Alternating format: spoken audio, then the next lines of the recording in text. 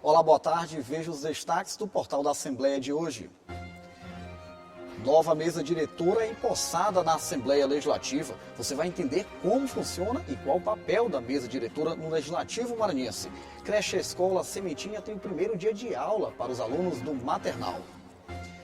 E mais, as regras nos ambientes de trabalho necessárias para conter a pandemia do novo coronavírus. O portal da Assembleia está só começando.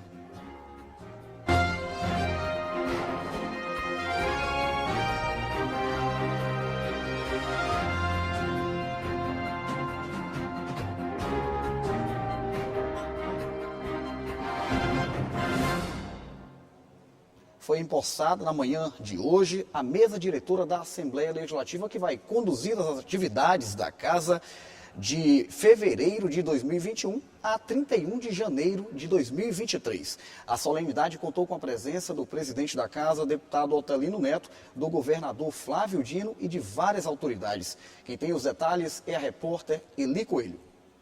O presidente da Assembleia Legislativa, deputado Otelino Neto, abriu a solenidade de posse da mesa diretora. Declaro empossada a mesa diretora da Assembleia Legislativa do Estado do Maranhão, para o período de 1º de fevereiro de 2021 a 31 de janeiro de 2023, com a seguinte composição: deputado Otelino Neto, presidente; deputado Glaubert Cutrim, primeiro vice-presidente; deputada Detinha, segunda vice-presidente; deputado Rildo Amaral, terceiro vice-presidente; deputado César Pires, quarto vice-presidente; deputada Andréia Martins Rezende, primeira secretária. Participaram presencialmente da cerimônia o Procurador-Geral de Justiça, Eduardo Nicolau, o presidente da Câmara de Vereadores, Osmar Filho, e o conselheiro do Tribunal de Contas do Estado, Edmar Cutrim.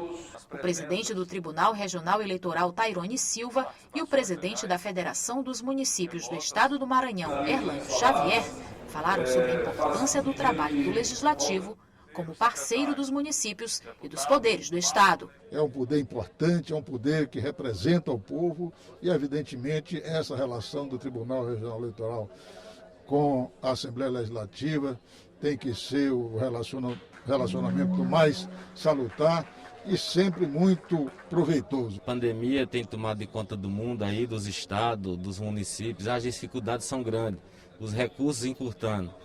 Então, temos que dar as mãos um para os outros, junto ao governo federal, junto ao governador Flávio Dino, que tem sido um grande parceiro dos municípios, para que podemos enfrentar mais ainda esse ano de 2021, que não vai ser fácil. Os 9 membros do Legislativo vão integrar a mesa diretora da Assembleia Legislativa de 1º de fevereiro de 2021 até 31 de janeiro de 2023. Durante a solenidade de posse, o governador Flávio Dino falou da importância da parceria entre o Legislativo e Executivo, principalmente com ações de combate ao novo coronavírus no Estado.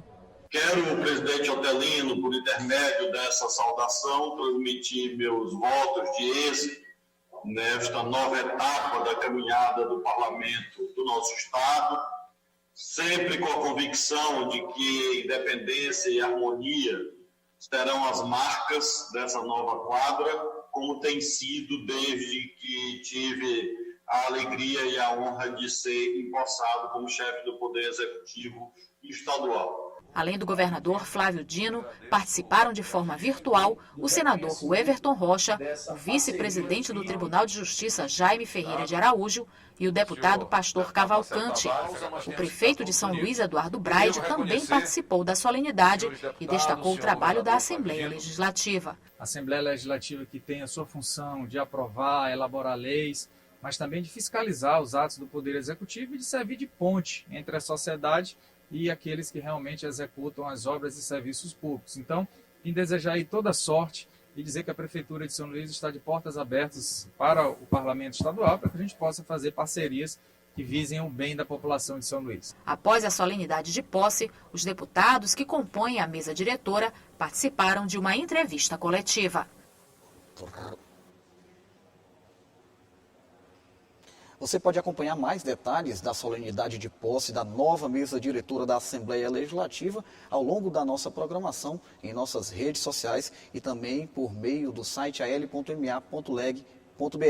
Ainda hoje, no quadro Sala de Entrevista, você acompanha uma conversa com o presidente da Assembleia Legislativa, deputado Otelino Neto, que vai falar sobre a posse e sobre os trabalhos do Legislativo maranhense. A gente acompanha agora uma reportagem sobre os trabalhos e as atribuições da mesa diretora da Assembleia Legislativa. Vamos entender o papel dos parlamentares que compõem a mesa e de que forma são conduzidas as atividades no Legislativo maranhense. A mesa diretora é responsável pela condução dos trabalhos legislativos e administrativos da Assembleia. Ela é composta pelo presidente, 4 vices e 4 secretários, eleitos pelos próprios parlamentares para o mandato de 2 anos. Cada cargo tem atribuições específicas. O principal deles é o presidente, que define a pauta, comanda as sessões do plenário e fala em nome da instituição. São algumas dessas atribuições: promulgar emendas à Constituição, dar parecer sobre as proposições que visem modificar o regimento interno, aprovar a proposta orçamentária da Assembleia e encaminhá-la ao Poder Executivo, estabelecer diretrizes para a divulgação das atividades da Casa, autorizar a abertura de licitação e assinatura de convênio e de contratos de prestação de serviços.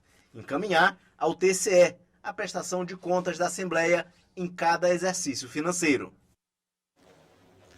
Veja no próximo bloco como os locais de trabalho estão sendo adaptados para as regras que têm como objetivo conter a pandemia do novo coronavírus. E mais, no quadro Sala de Entrevista, você confere uma conversa com o presidente da Assembleia Legislativa, deputado Otelino Neto. O portal da Assembleia volta já.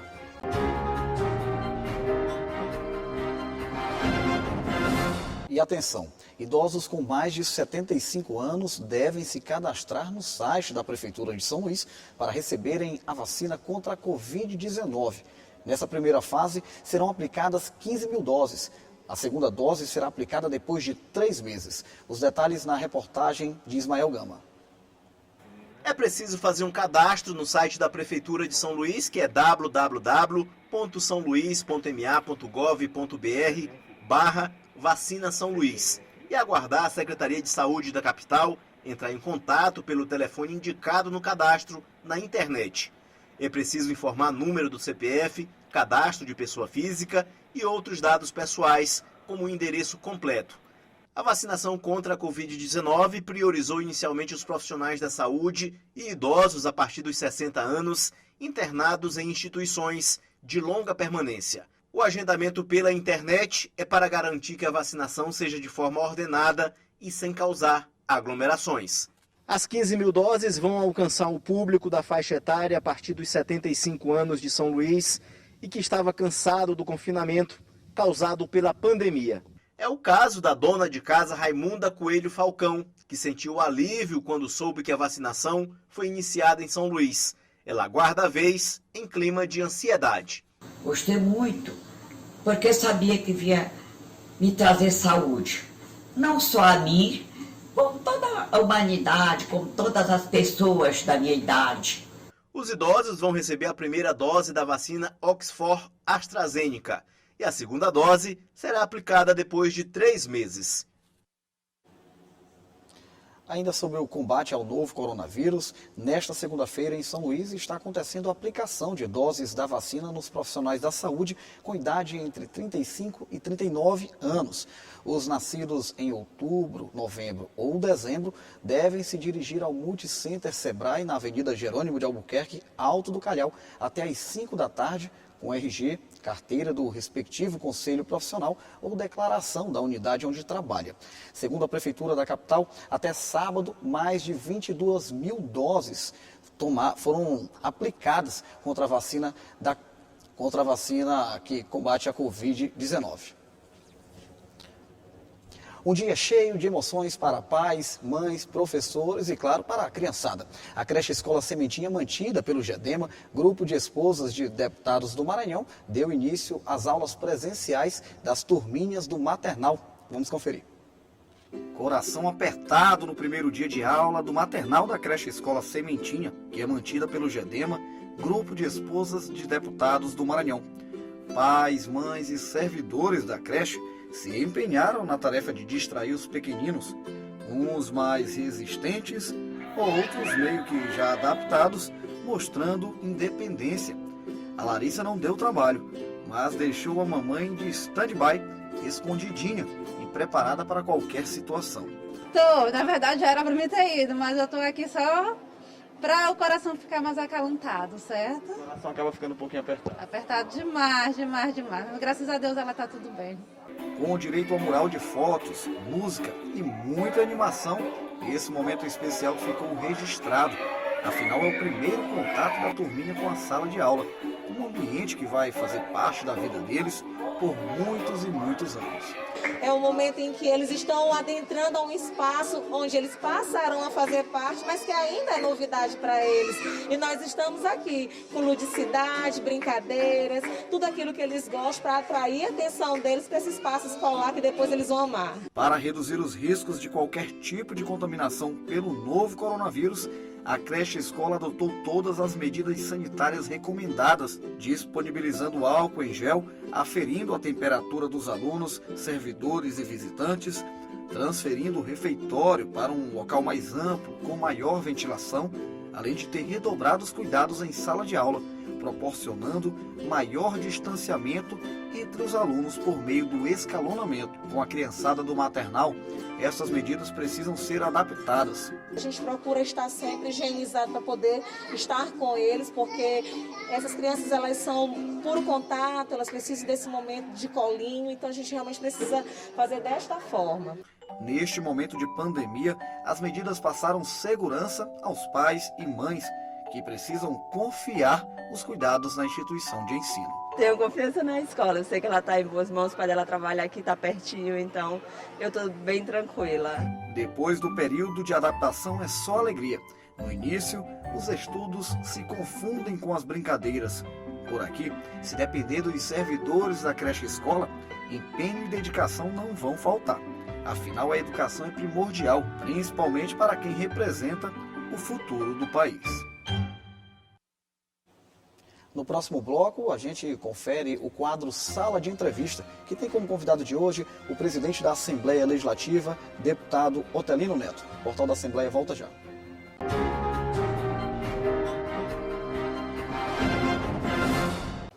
Eu fico por aqui, mas a gente acompanha agora o quadro Sala de Entrevista, que tem como convidado de hoje o presidente da Assembleia Legislativa, deputado Otelino Neto. Assista às reportagens desta edição acessando o site al.ma.leg.br/TV. Tenham todos uma ótima tarde.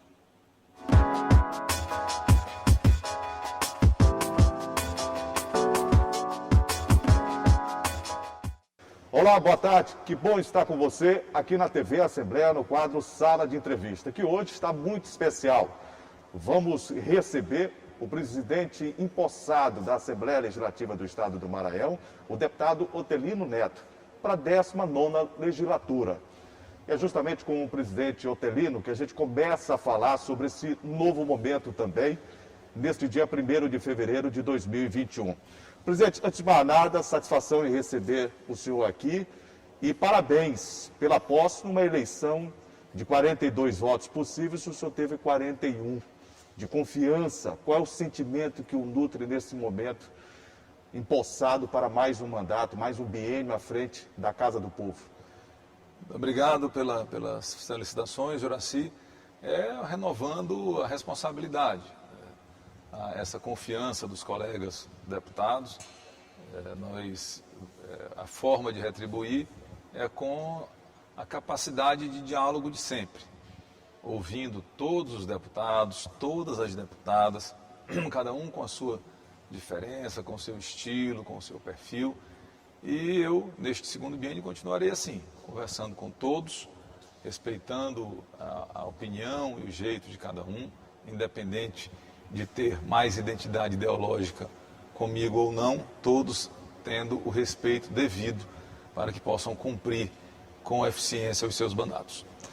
Como é que é dirigir uma casa com 42 deputados, com partidos diferentes, ou seja, uma casa plural e com pensamentos diferentes, e ser reeleito no momento em que o Brasil atravessa, além de uma crise política, uma crise pandêmica, né, com a Covid-19, e que requer, sobretudo, da política que se possa se reinventar, ou seja, ter criatividade num momento como esse?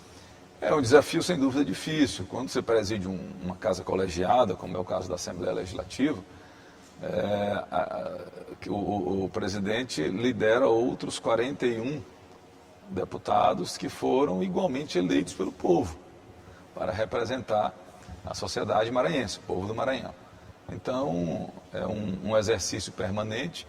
Agora, como uma das coisas que gosto muito de fazer na vida é fazer política e conversar, ouvir, saber ouvir, isso facilita dialogar, né? Facilita esta condução, porque a palavra-chave na política é o diálogo, ainda mais quando se trata de uma casa colegiada, que tem como marca fundamental, na minha avaliação, justamente essa diversidade.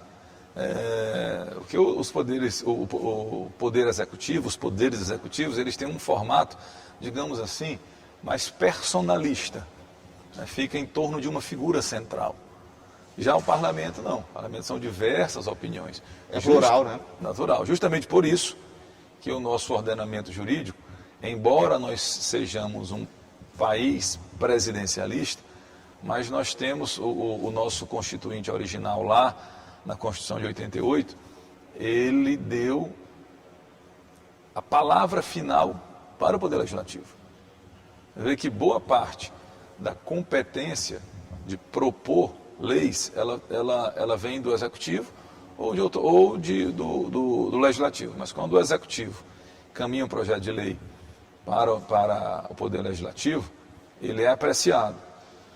Caso ele seja aprovado, cabe ao governador o veto, se não for aprovado na sua integralidade, mas se o governador vetar parcialmente ou integralmente um projeto de lei, nesse caso um projeto de lei de autoria, por exemplo, da própria Assembleia, a palavra final de manter ou não o veto é do Poder Legislativo. Por que o legislador fez isso? Foi porque justamente nos poderes legislativos tem essa diversidade de ideias, né? Não fica exclusivamente uma vontade única. Então, o legislador foi sábio quando ele soube fazer esse modelo de pesos e contrapesos, para não existir superpoder e assim não desequilibrar o Estado democrático de direito. E isso é democracia, né? Deputado Otelino Neto, presidente da Assembleia Legislativa, o senhor vai vivenciar um novo mandato, o biênio 2021-2023. De 1º de fevereiro de 2021, o senhor foi empossado, até 31 de janeiro de 2023. Ao longo da sua carreira política, o senhor tem se deparado com diversos fatos marcantes, históricos, e tem participado deles.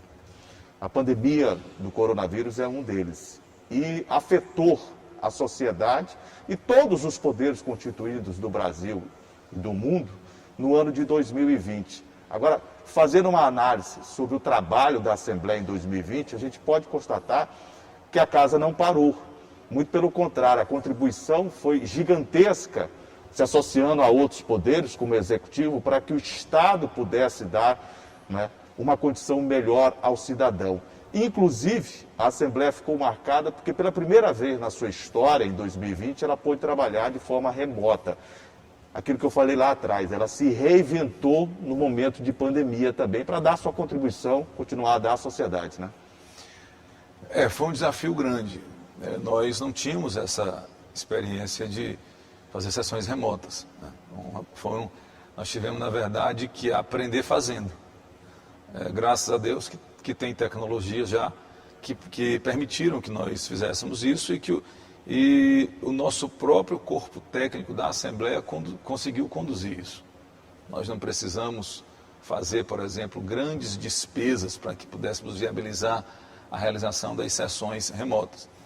É claro que não é o ideal, o bom é esse contato presencial, tanto que eu acho que a Assembleia do Maranhão, se não foi a primeira, estava entre as 5 primeiras que já iniciaram as sessões remotas, naquele período mais intenso da pandemia. porque além daquela época de terem os números muito elevados, também tinha pouca informação. Verdade. Nós fomos também uma das primeiras assembleias do Brasil a retomar as sessões presenciais, mas com todos os cuidados sanitários. Tanto que os levantamentos que a gente fez aqui na Assembleia, que nós fazemos um acompanhamento permanente, não só com os deputados, mas com todos os servidores que contraíram a Covid-19, no plenário, por exemplo, não houve casos que tivéssemos constatado que alguém contraiu o coronavírus no plenário. Então, tivemos todos os cuidados, não só no plenário, mas na Assembleia como um todo. Nós, infelizmente, tivemos que limitar o acesso, o que algumas pessoas às vezes se aborrecem, mas era necessário, porque se nós não controlássemos o acesso, nossos servidores, de forma geral, ficariam expostos. E a nossa intenção já era, até esse ano, ter uma liberalidade um pouco maior, mas decidimos que vamos manter o padrão do ano de 2020, até que o cenário fique mais claro. Nós percebemos que aumentaram os números de pessoas com o coronavírus. Então a gente precisa ter cuidado. Uma segunda cepa, né? Uma nova linhagem, inclusive, da doença, né? E veio com mais força. E a questão é que se soma, com a chegada das chuvas, as viroses que tradicionalmente já acometem a população. E o grande problema é a rede pública e privada aguentar. A gente já percebe que a rede privada já está perto do limite, a rede pública foi ampliada, o número de leitos para a Covid foi ampliado, mas é preciso que a gente controle bem isso para que não chegue a um patamar de que as redes pública e privada não consigam mais atender os pacientes que precisam de internação. E o segredo para isso aí é cada um ter o seu próprio compromisso ético. Mesmo quem já teve Covid precisa ajudar, precisa tentar aglomerar o menos possível. Não baixar a guarda, né, presidente? Este utensílio que nós temos no rosto aqui, a máscara, é algo que é fundamental. Eu mesmo já estive, sem saber, evidentemente, com pessoas com Covid, que conversaram comigo como nós estamos conversando aqui, Juraci. Ambos de máscara. Eu não peguei. Porque estava com a máscara. Com a máscara. Não só eu, quanto a pessoa que estava sem saber com Covid. E assim, houve diversos outros casos. De eu estar com pessoas, eu já andei com uma pessoa com Covid no mesmo carro, com o ar-condicionado ligado e os vidros fechados. Estávamos os três de máscara e a pessoa e nenhum dos outros dois foi contaminado. Esse depoimento do senhor é fundamental para fazer com que as pessoas entendam, mais do que nunca, de que a utilização da máscara salva vidas, impede a transmissibilidade de uma propagação, inclusive. É um depoimento muito interessante que o senhor está dando. E é uma questão de cuidado com o outro. Até porque, quando nós estamos em ambientes abertos, aliás, em ambientes que outras pessoas estão, mesmo que sejam ambientes privados, por exemplo, você vai para uma atividade física, quando você chega lá, que encontra algumas pessoas sem máscara, você não sabe se aquela pessoa teve Covid ou não teve. Então, você fica inseguro de estar. E esse cuidado de uns com os outros, ele é fundamental. A vacina chegou, mas ela vai passar por um processo ainda de massificação.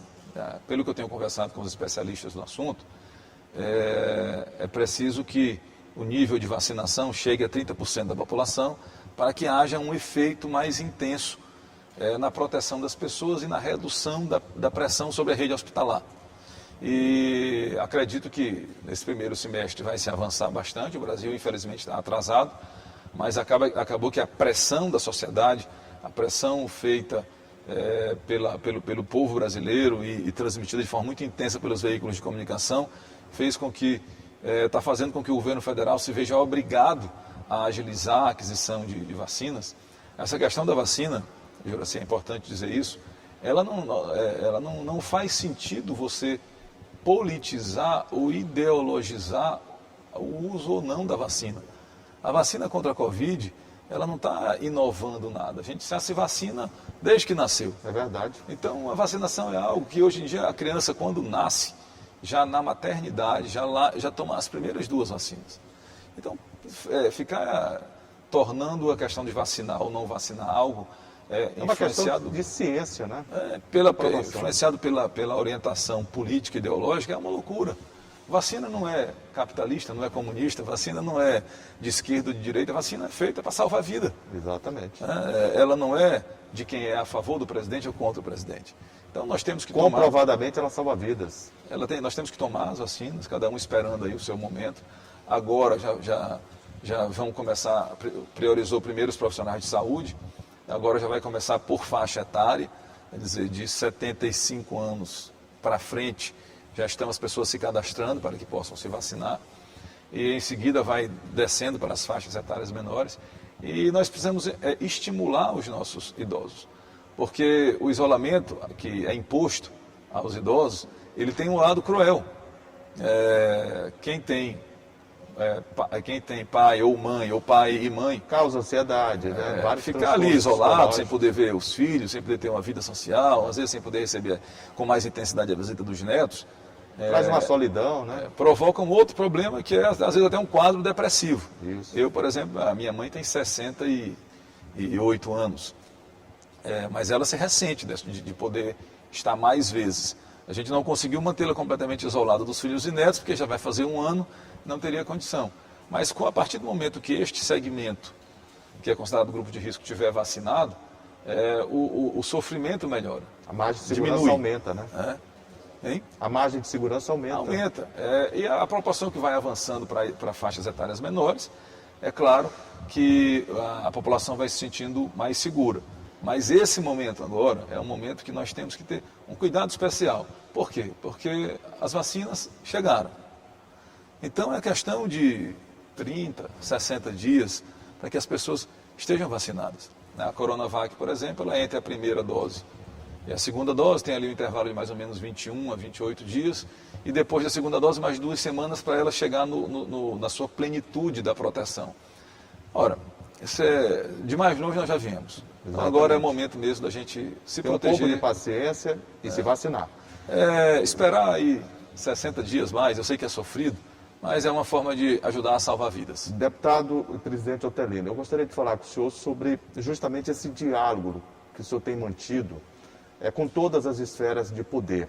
A gente observou, por exemplo, no ano de 2020, 2020 com a Assembleia em Ação indo até o interior do Estado, até então chegar o momento mais agudo da pandemia e teve que, é claro, dar uma parada.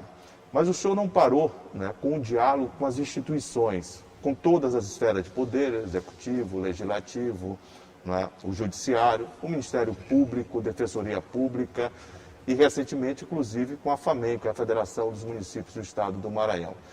Esse é um caminho melhor para você conseguir políticas públicas, para que vocês possam ter ainda mais a independência dos poderes, que a gente sabe que é necessária, mas a harmonia entre eles?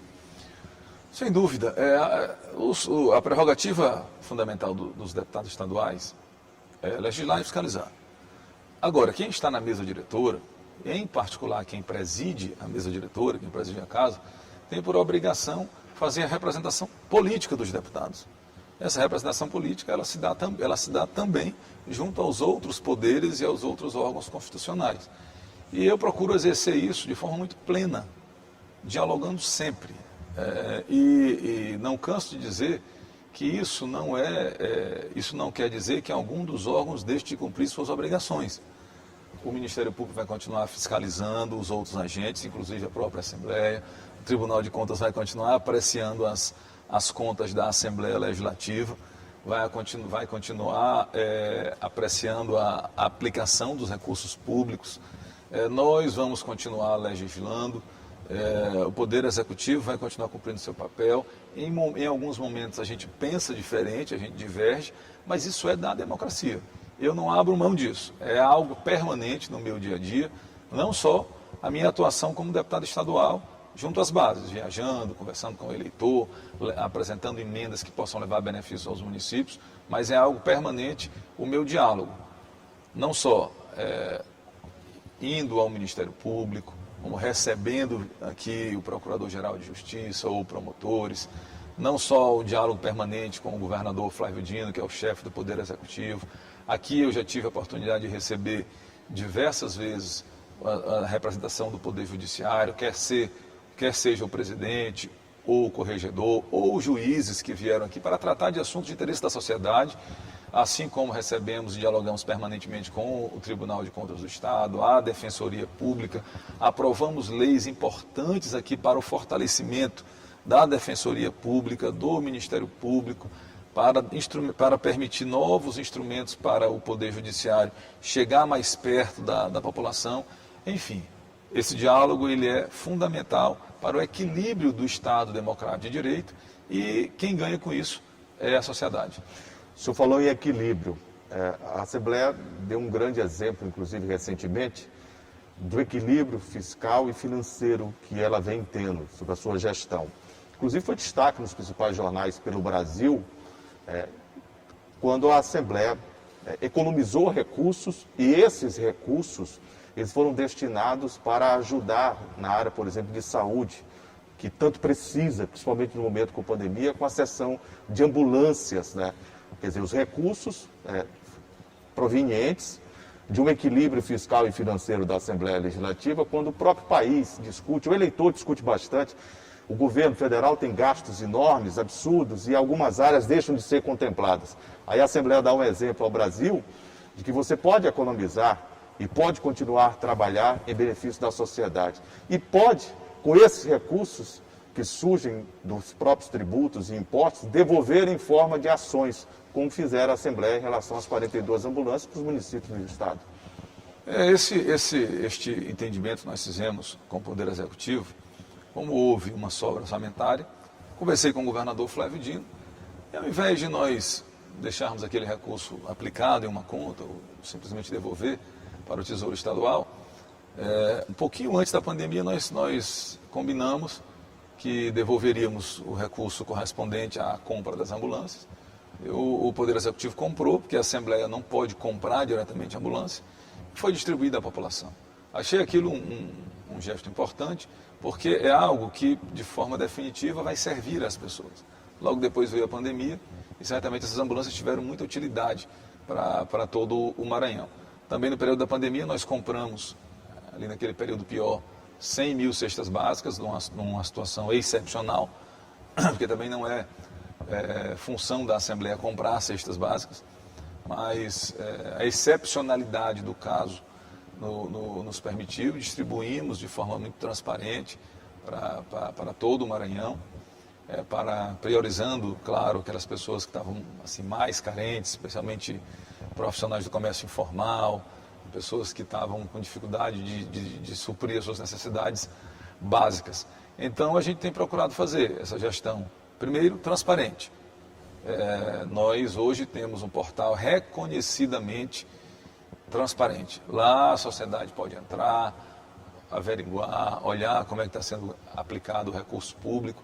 Inclusive, em um determinado momento, houve um inquérito civil para apurar a questão do nosso portal e nós tivemos a felicidade de depois ver o arquivamento deste procedimento, reconhecendo os avanços que nós implantamos no nosso portal da transparência, e isso muito nos alegra. Além da transparência, uma gestão responsável no aspecto da aplicação do recurso público, sempre tentando gastar menos sem perder a qualidade dos nossos trabalhos. Essa tem sido a tônica e assim nós temos conseguido fazer com que a Assembleia desempenhe bem o seu papel, mas sempre com um olhar criterioso para a aplicação dos recursos que são públicos. Presidente, nesse momento de pandemia, não faltam informações lamentavelmente disseminadas maléficas, informações falsas. E a Assembleia também teve uma preocupação, através de um projeto que virou lei, em relação às fake news, de combate às fake news, porque o senhor falou ainda há pouco, com muita propriedade, dos benefícios da vacinação. O senhor falou dos problemas que a pandemia tem, né, colocado para que toda a sociedade possa ver em relação à convivência dos seres humanos, que mudou bastante.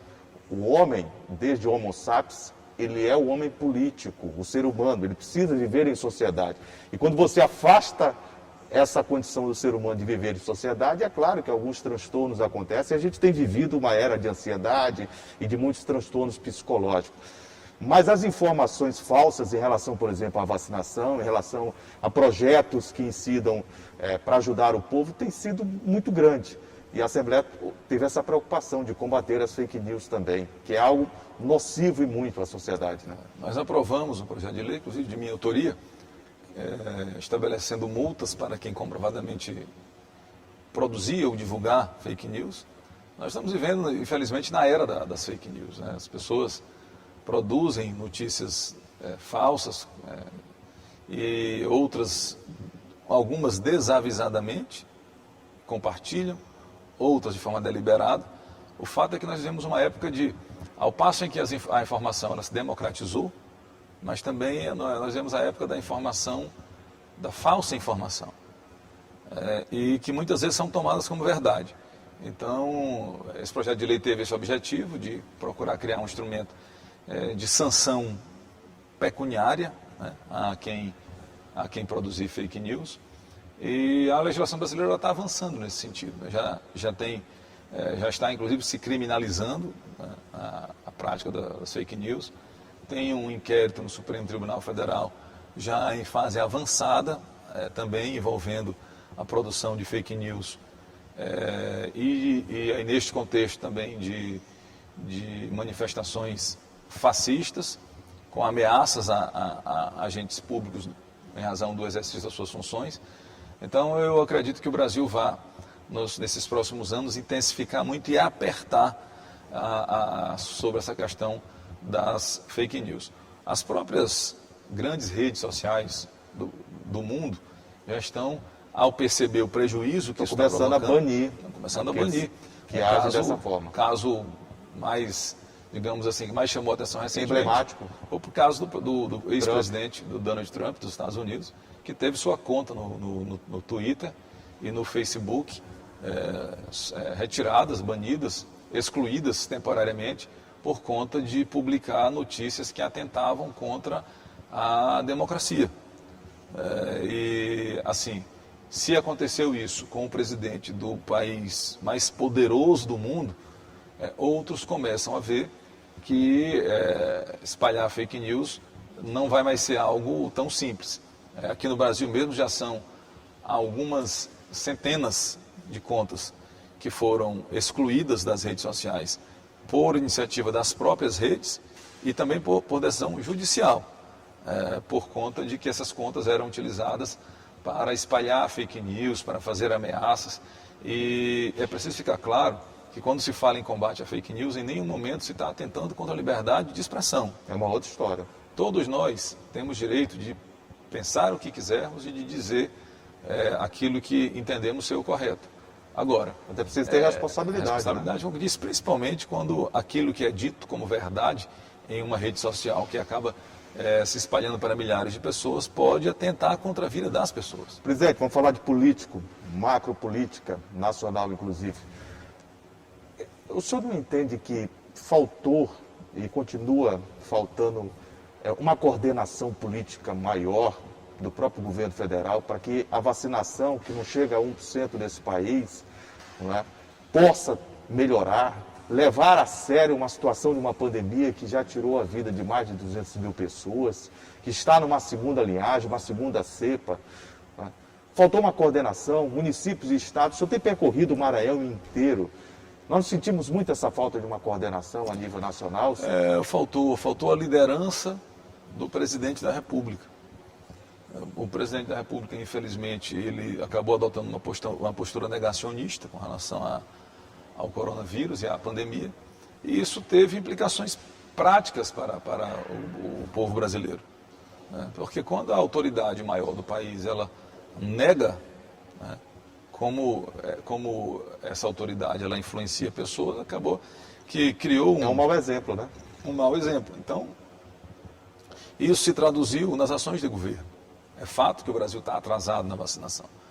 O Brasil podia hoje já ter seguramente 3, 4, 5 vezes mais cidadãos vacinados. Mas o governo federal ele hoje já sente a pressão em razão desses equívocos cometidos. O que nós esperamos não é que... Nós esperamos é que o governo federal repense essas posições e que possa assumir suas responsabilidades. Porque existiu um descompasso. Os governadores dos estados brasileiros se articularam, mas o governo federal se distanciou. E quando se trata de um inimigo invisível, cruel, como é o coronavírus, é preciso que todos os agentes públicos das esferas diferenciadas, governo federal, governos estaduais, governos municipais, os poderes legislativos, todos estejam juntos. Quando um puxa para cá e o outro puxa para lá, o prejudicado quem é? A população. Tenho certeza que muitas... Essa politização da saúde era inoportuna, né? Ela não faz sentido. Tenho certeza que muitas vidas poderiam ter sido salvas se tivesse havido mais diálogo. Vejo assim, os governos estaduais preocupados, em sua maioria, tomando as providências. Agora, apesar da decisão do Supremo, que deu autonomia para os estados tomarem algumas decisões relativas à questão da pandemia, mas alguns aspectos são exclusivos do governo federal. Por exemplo, a aquisição de vacina. O governo federal é que lidera isso. Então, ele não pode abdicar desse papel. Os próprios governos estaduais e as prefeituras também já admitem a possibilidade, pela inércia e pela demora, né, do governo federal em adquirir a vacina, de buscar lá fora. Justamente pelo fato dessa vagarosidade do governo federal. Né? E como existe uma demanda muito grande por vacina hoje no mundo todo, essa lei de mercado, a lei da oferta e da procura, ela é uma lei que ela se impõe. Se um país demora a comprar, outro compra na frente. Vai lá, chega com dinheiro. Né? Os Estados Unidos, por exemplo, que são uma superpotência mundial, produziram e compraram o que puderam comprar. E, então não tem, assim, hoje, se uma empresa, um fabricante, oferece e o governo demora a se interessar, outro vem e compra. Só que as empresas, os grandes laboratórios, as grandes empresas que hoje já estão produzindo as vacinas que estão já testadas e aprovadas, elas não querem vender no varejo. Estão estabelecendo como norma não vender para estados, porque a gestão disso ficaria mais complicada. Nem empresas, né? Já são países e diversos países comprando. Então, o Maranhão, por exemplo, conversei com o governador sobre isso, com o secretário Carlos Lula, tentou por diversas vezes, está tentando comprar diretamente. Mas muitos laboratórios querem vender para o governo do país e não para cada estado, para ter que fazer uma negociação individualizada com cada estado. Eu conversei aqui no quadro Sala de Entrevista do portal da TV Assembleia com o presidente empossado para mais um mandato à frente da nova mesa diretora da Assembleia Legislativa 2021-2023, o deputado estadual, o presidente Otelino Neto, do PCdoB. Deputado, muito obrigado por ter vindo aqui. É sempre muito agradável conversar com o senhor sobre política, sobre as ações parlamentares. E queria outra vez desejar ao senhor e a toda a mesa diretora da Assembleia Legislativa que tenha sapiência, que seja iluminada por Deus, até porque a Assembleia tem dado ao Estado do Maranhão, né, ela tem dado a todo o povo maranhense uma demonstração de atenção com os momentos em que todos nós estamos vivendo, concernentes inclusive à pandemia. Muitas das ações do governo do Estado, as mensagens que chegam, elas têm prioridade na Casa do Povo, são votadas, são aprovadas, são analisadas, e isso tem dado uma contribuição muito grande em forma de lei e em forma de abraçar as necessidades que o povo tem. Então, que seja coroado de sucesso mais um mandato do senhor e de toda a mesa diretora da Assembleia. Muito obrigado, Juraci. Aproveito para cumprimentar todos que compõem nosso sistema de comunicação, que tem sido fundamental para levar aquilo que é produzido na Assembleia para todos os maranhenses, permitindo que os maranhenses saibam aquilo que é feito aqui e conheçam o potencial e a importância do Poder Legislativo Estadual. Então, que todos os servidores e servidoras do Complexo de Comunicação recebam meus cumprimentos e a minha homenagem pelo belo trabalho que vem fazendo. Obrigado, sucesso. E eu fico por aqui com o quadro Sala de Entrevista. A você que nos empresta sempre um carinho da honrosa e indispensável audiência, muito obrigado. Esperamos contar ao longo de todo o ano de 2021 com a sua valorosa audiência. O portal da TV Assembleia fica por aqui. Até a próxima.